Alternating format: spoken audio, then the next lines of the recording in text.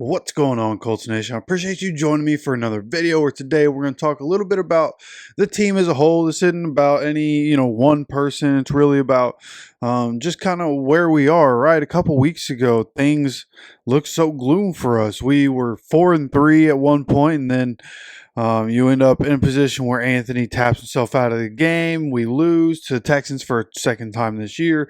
And that really snowballed things. Joe Flacco goes in. We lose 2 more games. All of a sudden, boom, 4-6. And things did not look good. Immediately after we go 4-6, Shane Steichen came out and said that Flacco was going to be the starter. That, of course, ended up not being the case. But there were definitely some things talked about, not only on this channel. There are other channels, Colts channels that I'm sure you guys have seen where, boy, the state of the Colts, we were not in a good place, right? And things, there were some people that questioned, did they lose the locker room? There were people that said that. I don't think that was ever really something that was serious. People that were saying that are unserious football fans. Of course, he never lost the locker room. The plan was always going to go back to Anthony. At least on this channel. Those of you that have been here, you've heard my take on this whole situation. You know what I mean? I was right there with Shane on what should have happened, and coming out of it, I think it's all going to be better. Just like I said all along, going to be the best thing for Anthony, going to be the best thing for the team. And, it wasn't just that Anthony got benched. It was that Kenny Moore came out, called out the whole team. Hey, we're not working hard enough. There ain't enough, time and energy going into trying to win these games. And then we come out, don't play a perfect game, but we do win a game 28-27. Anthony plays the best game of his career. The defense for much of the first half, perfect, like literally perfect. 3 and out, 4 and out, on turnover on downs, 3 and out, and then obviously Jets score before halftime, which we do too much of. We let too many people score there before halftime, but nonetheless, I thought that we played a good game, able to come back there in the fourth quarter, which is what we do, okay? And we're going to talk about all of that. I want to start here with Shane Steichen and what he had to say after the game. They also have the reaction to Anthony Richardson getting into the locker room. So I'm going to share this with you guys, and then we're going to go ahead and play this real quick.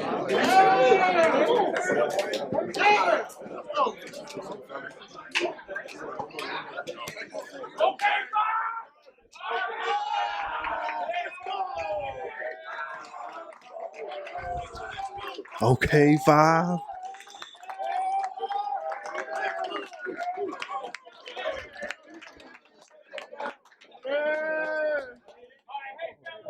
Real quick, man. I couldn't be more excited and proud of this freaking group, man.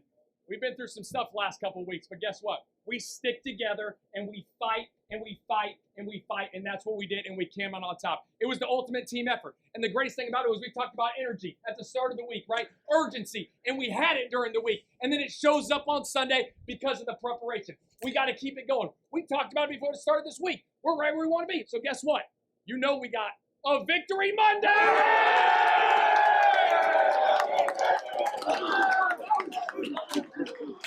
Hey, hell of a job, man. Hell of a job. The resilience, man, for 4 quarters. That's what it's going to take every freaking week. The preparation we put into it every single week, right? It's going to show on Sundays, all right? 5, hell of a game. Hell yeah. Hey, good work all week, fellas. Hey, let's keep it going. Let's keep it stacking. Right? Good victory today, but hey, we on to the next one. So keep the system going. Let's keep stacking. Let's get it going and just get a dub going. Hey, coach on me. Coach on 3. 1, 2, 3. Go! Love that. Love what Anthony said right there. Obviously, the locker room looks great after a win. Of course, it looks great, but still very together after everything that was said, everything that's happened over a 2-week span for this team. And here you have, AR being embraced in the locker room, everybody clapping for him when he comes back, and afterwards, I like what he said. I've seen a couple other players say it and mention it about system, And AR said, let's keep the system going.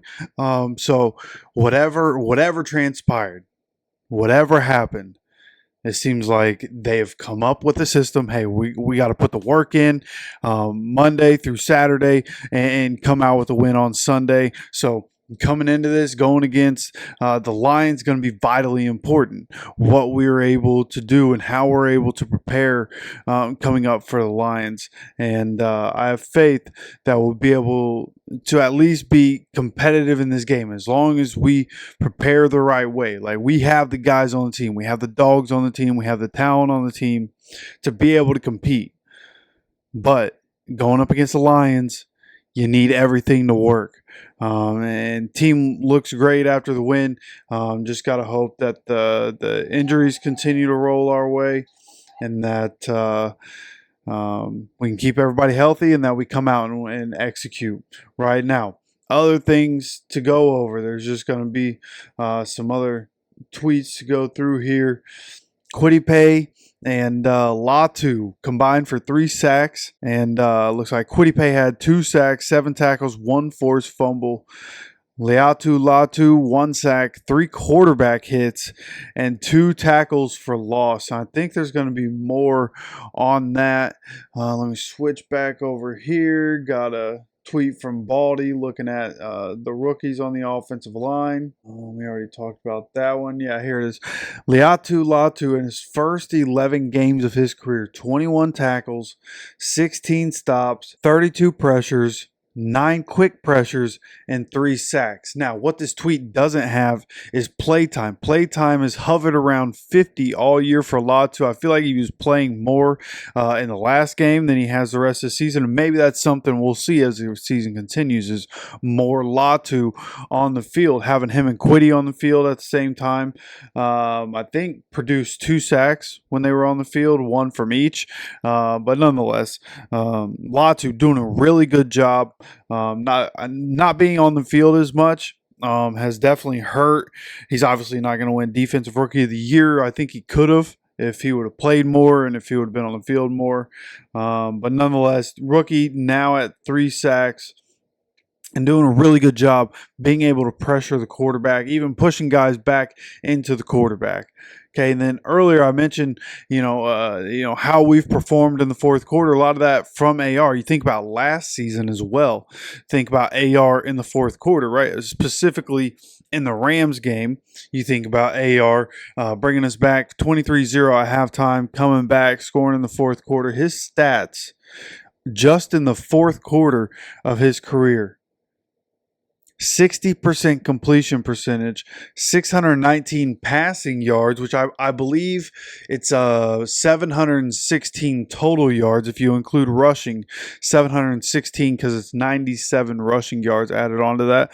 He has also 8 total touchdowns, 1 interception, and a 126.2 quarterback rating in the fourth quarter. So for all the things that you could say about Anthony Richardson and the ups and downs of Anthony Richardson and how things have gone with him at quarterback, when you look at it, when it's time to make the plays, Anthony Richardson makes the plays. So gives me, like, we just saw it. And yeah, the Jets are a 3-win team right now, but we've seen it in the past. When it's time to buckle down, make the plays, Anthony will make the plays. And he's already done it time and time again. It was his first game-winning drive. He finally figured out how to piece it together again against a 3-win team. But, getting the first one out of the way, learning how to win, right? That is a skill.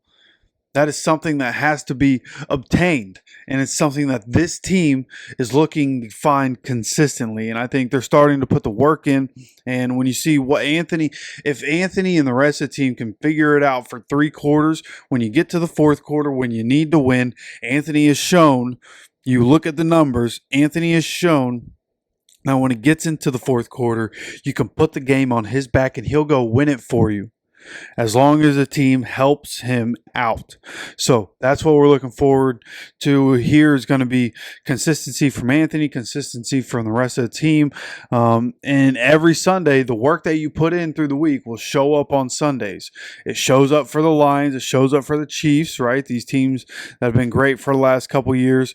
And those are the habits. Those are the habits. Right, as long as you have winning habits, you'll be able to be competitive in this league, and I think we can turn it around. Right, with all the accountability that's happening, everybody basically, having an agreement. Hey, we're going to put the work in and get this thing turned around. And Anthony leading the way, and again being clutch. That's something people haven't talked a lot about. It's something I noticed. Over time, is that in the fourth quarter we tend to score a decent amount of points. Anthony definitely a part of that, but I never put the stats together. Shout out to @ColtsTopic on Twitter. Jeremiah is his name, and at least here on Twitter is his name. And yeah, he put the graphic up. Anthony Richardson career in the fourth quarter, great so far. I mean, really can't get any better, right? And then when you look at Anthony Richardson in this last game, when targeting past the sticks, so no matter what the yardage, as long as it was past the yardage marker, he was 93.7 passing grade, which was second among quarterbacks. 9 for 11 with one drop when Michael Pittman Jr. let the ball go right through his hands, hit him right in the face. He addressed that. He said that he needs to be more ready for the ball when you're turning around. Of course, you're making $23 million. Be ready for the ball at all times, please. But nonetheless, still 9 for 11, 185 yards, one big-time throw, 0 turnover-worthy plays, and that is passing past the sticks. So doing a great job as he's trying to get the ball downfield, moving the ball to get first downs. Obviously, Josh Downs, and actually I will skip up. I think there's going to be something. Josh Downs, when lined up in the slot, 39 receptions, 24 first downs. Just get the ball to Downs. He's going to get you some first downs. Okay, that writes itself. A lot of people play on words. The Colts love to use the play on words with downs and downs. Yeah. And so for Josh Downs, again, it's 39 catches, 471 yards, 24 first downs for him. So just got to keep getting the ball into his hands. Now, something that I thought was interesting, and this is something I'll show you guys this one. And hopefully you guys can see it. If you can't, I'm going to read it off here. First career fourth quarter comebacks. Manning, it was his 10th start. Richardson, it was his 11th start. Both against the Jets, a 1-win point against the Jets, 24-23 for Manning, 28-27 for Anthony Richardson. Peyton's November 15th, Anthony's November 17th. Then you have 3 total touchdowns from both quarterbacks in these games, and they both scored the go-ahead touchdown in the final minute of the game. So the similarities between these guys through the starts of their career, there have been different metrics that have come out comparing these two. And of course, Anthony got a long way to go before he turns into Peyton Manning. But I think comparison is, good for some things. Sometimes it's like, man, just stop comparing them and let him be himself. And I'm with you on that.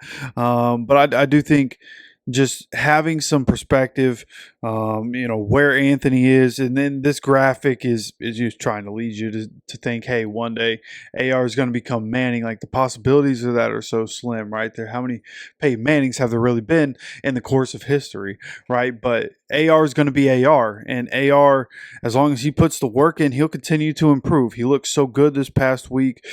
Is every week going to be 66% completion and over 250 yards with 3 total touchdowns and 1 turnover that wasn't even his fault? No, it's not all going to be roses all the time, but it was a good start, and going up against the Lions here, a defense that has definitely been better this year than it has been in past years, but a defense that I think is very gettable. Okay, I'm not going to sit here and act like the Lions defense is perfect. If you listen to Derek over at Lions Syndicate, over the last couple of years, he'll tell you, the flaws in the defense, even this season, right? Going out against Darius Smith definitely made the Lions better because they needed a pass rush. They weren't getting any sacks after Aiden Hutchinson went out. They weren't getting any sacks from the defensive ends. It was all from other positions. So the lines are gettable, man, and hopefully we can just have AR in the offense. Just keep stacking, keep putting the work in. and just keep working on getting better and make sure we're competitive in this game. And then more stats pertaining to Anthony. Anthony Richardson is being pressured at the third highest rate, 42.9% among qualifying quarterbacks per NFL Pro. Despite this, Richardson has been sacked the fourth fewest amount of times. Only 11 times this season, and has the seventh best pressure to sack rate at 15.9. So even though getting pressured a lot, he does a good job of getting away from the pressure, which we've seen. Even on his touchdown run, right? Going away, getting away, stiff arming the defensive tackle and being able to get away from him, using his athleticism to get to the outside, get to the edge, and at least get back to the line of scrimmage. There have definitely been times he only gets back to the line of scrimmage, but usually does a good job of at least getting some sort of positive yardage. And then there was some more here from Noah Compton, just on the somebody replied to that tweet, and he had a reply to them, said the percentage of pressures generated by the defense, and the question was any numbers on how many of those pressures are allowed by the line or created by AR. And Noah Compton said percentage of pressures generated by the defense charged to the quarterback. Anthony is number 9 at 18%. Josh Allen right above him at 18.7%. Lamar Jackson at 19%. So the 42.9% of pressures that have been put on him, only 18% have really been generated by the defense and charged to the quarterback.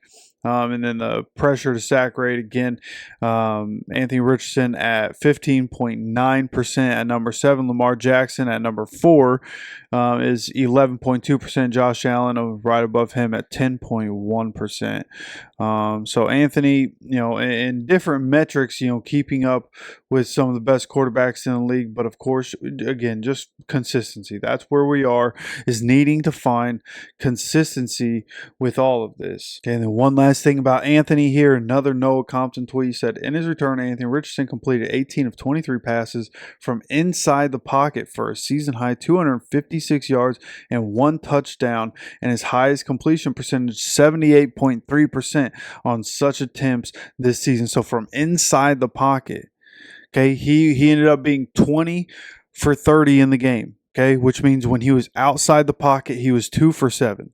For a guy who's really good at getting outside the pocket, threw most of his passes inside the pocket and didn't do well outside the pocket. From inside the pocket, 18 of 23 for 256 and a touchdown with a 78.3 percentage inside the pocket. So if we can protect Anthony, he's going to dice him up. Right, with him preparing the right way, him getting ready for these games the right way, Anthony, man, can dice people up. And before this game, Richardson had a 47.4% completion percentage from inside the pocket prior to week 11. So obviously a big change up from 47.4 to 78.3. But just a good job improving, and that shows preparation. That's what I'm saying. It shows the preparation and the work that he's putting into it. It shows up on Sunday. If the whole team does it, it's going to continue to show up on Sunday. You got to prepare the right way. You got to have the right habits.